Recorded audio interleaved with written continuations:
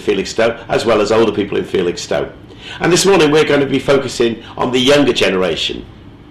Now, there's quite a few organisations in Felixstowe that provide facilities for younger people.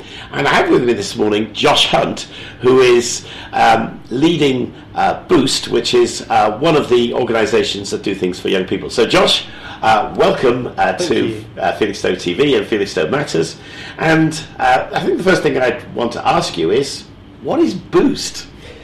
Well, Boost is one of the organisations in the town that works with young people. We cater for 11 to 18s, and Boost was started in August 2000, so we're now 12 years old, which is quite significant. Yeah. And it was a project started by local church, and Boost has evolved over the years. At the moment, we have a youth cafe on Orwell Road in the town centre, which is the focus of a lot of our activities, but we cater for 11 to 18s in and around Felixstowe. Is that all 11 to 18s? Anyone at all, yeah. Because Boost, as you say, originally started as a church organisation, so is it generally well supported by local churches? We are significantly supported by local churches, yeah, and Boost has evolved over the years. So Boost originally started as a series of town-wide events, eventually changing into the Boost bus, which you may remember, which yes. parked around town at Skate Park, Leisure Centre, and at Deeburn High School, and we've come to where we are today with Boost headquarters. Yeah, great. Yes, because I can remember years ago I used to be involved in bus ministry in Norfolk, and one of the things about bus ministries is it's fantastic being able to take a huge vehicle around town. You know, it really grabs people's attention, and it's fantastic until you start getting the repair bills on the thing. And that was it. And I think, if I recall correctly, the Boost bus looked impressive, but it was very elderly, and eventually it's gone. I think it went to the scrapyard, didn't it? It did. It was squashed into a square of metal. Yeah. So I think the actual youth cafe that you've got now coincided with your arrival, didn't it? It did. Into Boost, yes. Yeah. So the cafe itself is Boost headquarters on Orwell Road. That's right. So tell me a little bit about how that started and how you're getting on. Well, the idea for Boost headquarters came when the bus was squashed into its square of scrap metal, and we were trying to reevaluate what we're about, who we're for, and we learned from the bus that it was fantastic to have our own location where young people could come and take part in various activities. Unfortunately for the bus, they had the thing like the maintenance bills that you were talking about, and also the fact of just getting it started, getting it ready, and we thought having a physical property where you could just open the door and everything was set up is by far the easiest way to run a youth cafe ministry like what we do now. And so we were searching for various properties in the town, and 12 Orwell Road was really good value, a good position, and it just suited our needs perfectly. So we opened in October 2011. The Mayor, Doreen Savage, opened and cut the ribbon. And that's where yes, it came from. I remember the day well. It's a great cafe, though. I've got to say, having been in there, I might add as a visitor rather than a client. I must say, I'm a bit too. I'm far off being an 11 to 16 now, but having been inside, it's a fantastic facility, isn't it? I mean, and I think what I liked about it doesn't look youthy. In other words, battered and dog-eared in any way. And that's the thing about it, isn't it? You had aimed to try and make it to be something that's a kind of a cool place, haven't you? Yeah, I mean, obviously we didn't have the biggest of budgets to spend on kitting it out. And we're really thankful to the Suffolk Foundation and the Port Community Fund for helping us to fund the initial startup of the cafe. But we tried to create a look that was really good value, but also really appealing to young people. Yes, I mean, I think it's something like more like the interior of, let's say, Costa's or Cafe Nero than the Bert's Cafe or something like that, yeah. Isn't it? Well, when you open a town centre venue that's frequented by 11 to 18-year-olds, and we did get a fair bit of media coverage and excitement around the town, the last thing you want is to open the door and it looks a mess. It looks really badly done. So we tried to create a really good look there. Yeah, I must say the nice thing about Boost HQ is that anybody walking along the street can actually peer in and actually see what's going on, and also see that it is quite a nice place. I think you're trying to generate an image, which I think is quite positive for certainly 11 to 16s these days. Image is very important for that particular age group, isn't it? Yeah, absolutely. And because of the way that Boost is designed, young people respect that venue as well. So they'll always help us clear up at the end and things like that. So they do respect the venue for what it is. Yeah, great. So what actually goes on in Boost headquarters? At Boost headquarters, as well as myself, we have a big team of volunteers, many of those drawn from local churches, who help to support our open access clubs. So we have after school clubs which currently happen on a Tuesday, a Thursday and a Friday, and they run between 3 and 5 p.m. So it bridges that gap between when school ends and when parents typically get home from work. So it gives young people a place to come where they can interact with volunteers who really care about their welfare and their development. And we also have an evening cafe that runs on a Friday. So that's from 7:30 until 9 o'clock. And that gives somewhere for the older teenagers to come along if they haven't got anywhere else to be on a Friday evening. That's great. And you do the odd special occasion and that sort of thing as well, don't you? We do. We also have various things like talent nights and things where we really want to help young people to showcase their musical talent. So we have some one-off events as well. Oh, right. You must video them at some point and put them on the Felixstowe TV. And because we do have some quite talented young people here in Felixstowe, don't we? And from various kinds of backgrounds and things. Do you tend to find that the young people that come to Boost HQ are from all over town, or do they tend to be mostly young people that live near the town centre? It's a mixture, actually. There are young people who it literally takes them 30 seconds to walk home from the cafe, but there are young people whose parents are very kind in giving them lifts and picking them up and bringing friends, some coming from Trimley, Curtin, Walton, so it's a good mixture. Do you tend to find it's also a good place to go because then the kids aren't hanging around town or anything? There's something sort of useful for them to do? Yeah, I mean, some young people enjoy hanging around town. I know the Triangle is a little hotspot, but it does give them somewhere warm where they can come in, and there's free Wi-Fi, we have a tuck shop, there's game consoles, as well as our fantastic team of volunteers for them to engage with and talk to if they want to speak about anything that's troubling them. So it does give them somewhere to come to, as you said. Yeah, and there's also typical cafe kind of things in there, aren't they? Like I've tried your coffee and tea machine. It's pretty good, but also snacks and soft drinks and all that sort of thing as well. Yeah. So it's I think the term that's used is they like to chill. I don't feel like an old person now. They like to chill there, and there it is. But your work is you're particularly pointed as a town-wide youth worker, aren't you? Yes. So you do things outside of Boost HQ as well, don't you? I do. So as well as Boost HQ, a kind of second aspect of Boost is our schools work. So we run a number of faith-based projects with Felixstowe Academy. One of those is a discussion group on a Friday lunchtime about Christianity and how it's relevant to young people in the 21st century. And also we run a prayer space project, which is designed as an interactive room where there are different stations where young people can engage with prayer and spirituality. So that's been a really interesting and really exciting project to start running at Felixstowe Academy. And as well as that, we also want to help local churches to build their own youth work. So rather than everything being about Boost, we want to help local churches to serve their particular part of Felixstowe. And so we help River of Life Church run a project called Boost at Stargazers, and that runs every Thursday evening at their church for the young people in that particular part of the town. And last term we helped St Mary's in Walton to run a Youth Alpha course, which is a kind of no pressure 12-week introduction to Christianity. So that was really fun as well. Yeah, great. Because I think that one thing that Boost is, it has a distinctive about it, doesn't it? Because obviously there's lots of different kinds of youth organisations here in Felixstowe, but there's a real distinctive, isn't there, as far as Boost is concerned, that it's a Christian organisation. So what do you really feel that Boost brings that really is different to anything else that goes on in town for people of that age? I think Boost really makes use of the fact that we're a project supported by local church. Nationwide, the church employs 75,000 youth workers, which is more than any other charity or government organisation.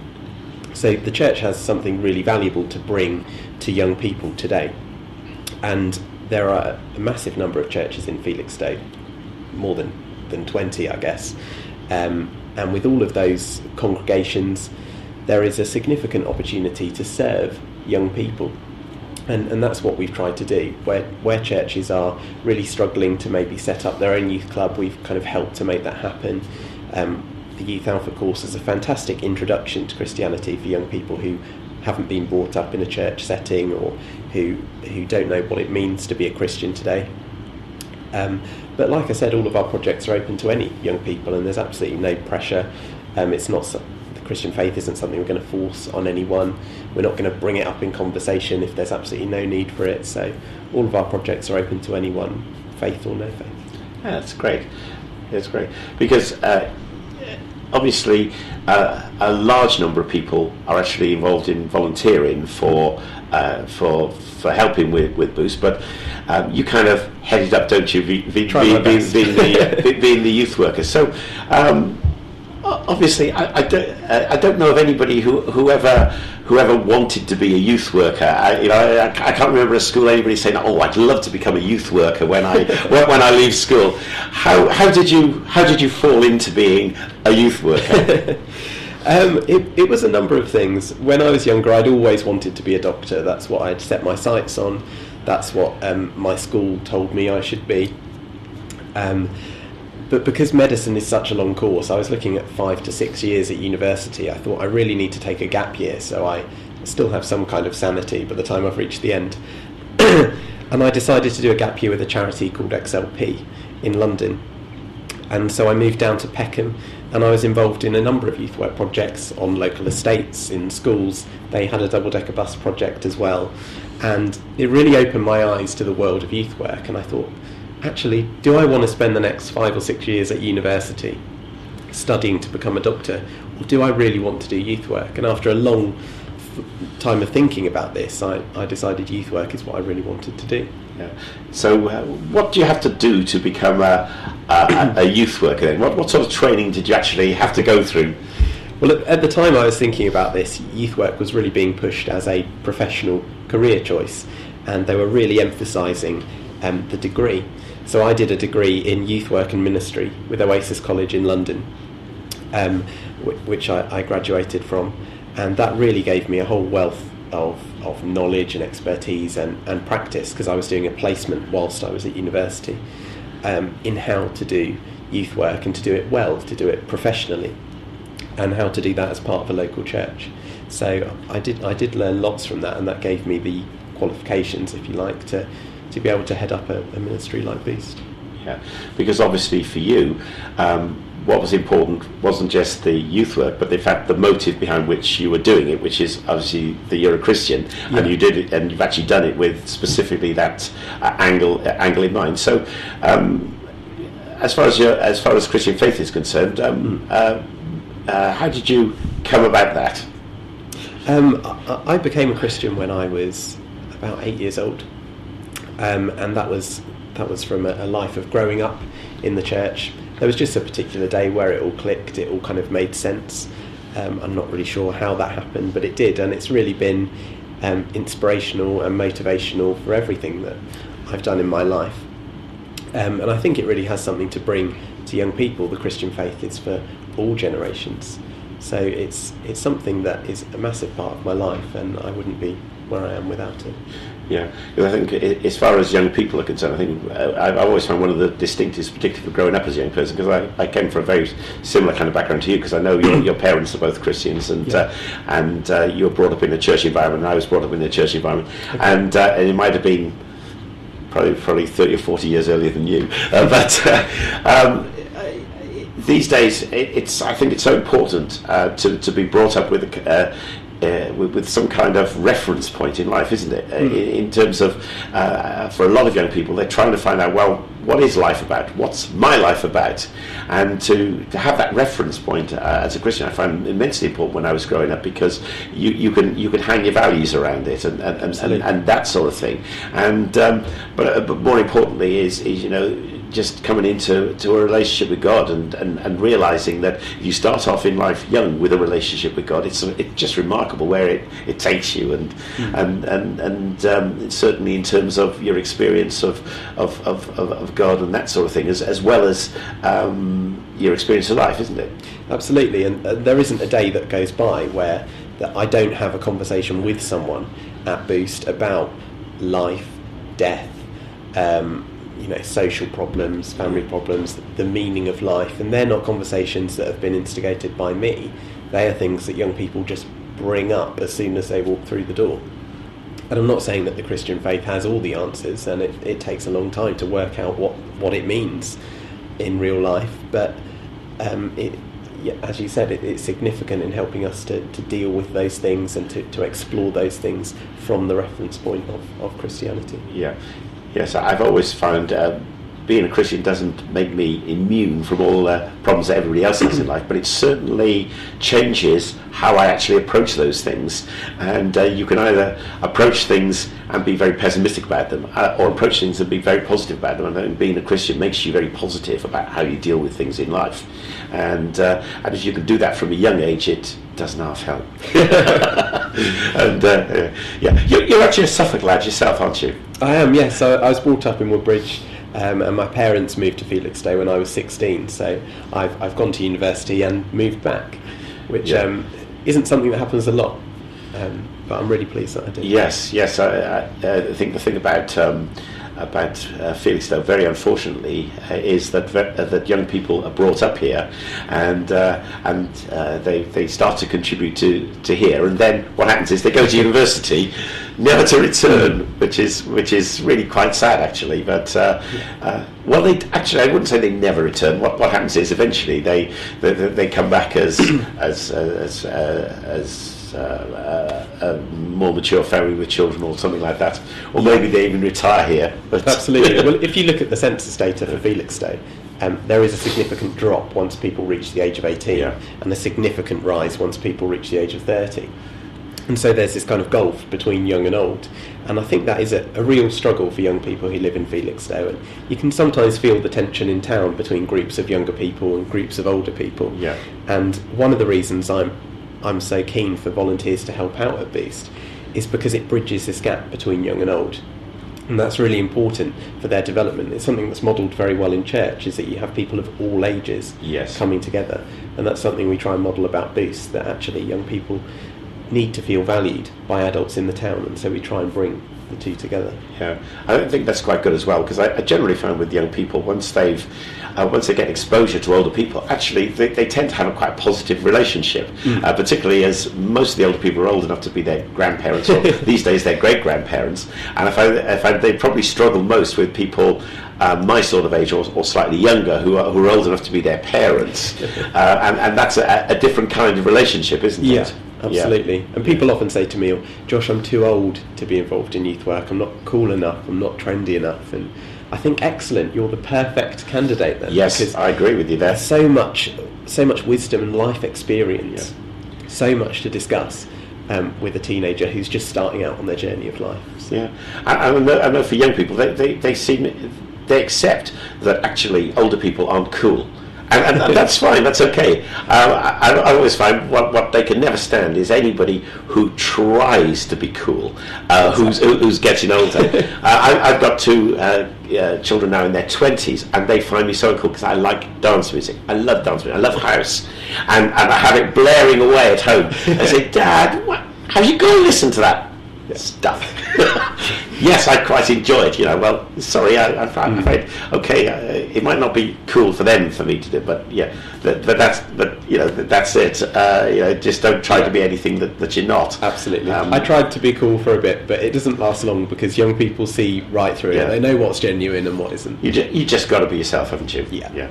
So, what of the future, Josh? I mean, obviously you've been working now for a while here at Boost, but truth is, with youth workers, you kind of get old enough to be parents yourself, and that does change the dynamics sometimes, doesn't it? When you're dealing, when you really are truly old enough to be their parent. At the moment, you're not old enough to be their parents. You're actually old enough to be, somebody who can relate to that age. As you get older, do you see yourself as being a youth worker for a number of years and then going on to something else, or where do you see yourself going? I'm not sure at the moment. Obviously, when I was younger, I had my eyes set on being a doctor, so I've kind of learned through that experience in life just to explore every avenue, to see how things go, and not to write your plans in concrete too early on. So I'm doing a master's degree at the moment in pastoral ministry, which is a really good addition to my youth work qualification in helping me to explore how theology relates to people and how that relates to church and ministry. So that's really exciting that I'm working on at the moment alongside my full-time job with Boost. So there are a number of avenues, and Boost may evolve again as it has done in the past. So there are lots of opportunities. It always does. Youth work is like a lot of other things. Church, you've either got to adapt or shrivel up. Really, got to reinvent yourself every 5 years or something like that. So there it is. Yes. So we're going to close in a minute. So just I thought let's do a recap. Firstly. Boost is for any young person between 11 and 18, and just simply you can go along to any of the activities, whether that's out at River of Life, or whether that's at Felixstowe Academy, or whether it's at the Boost HQ Cafe. All the information about Boost can be found on www.boostfelixstowe.org.uk. That is the best place to go. Yes, certainly is, because you keep that website relatively well up to date. I know I do. I do look at it occasionally, so to see what's going on, because obviously they've got one or two young people from my own church actually go to Boost regularly, and they speak very, very kindly of it. So that's it'd be awkward otherwise. That's absolutely excellent. And obviously, people who are interested in volunteering and that sort of thing, then it's up to them to contact you again through the website. Probably a good point of contact. And there we are. Okay. Well, Josh, thanks very much for coming on today. And do keep us. Well, I'm sure we'll have you in again to talk about anything new happening as far as Boost is concerned. So thank you. And thank you all for watching this video.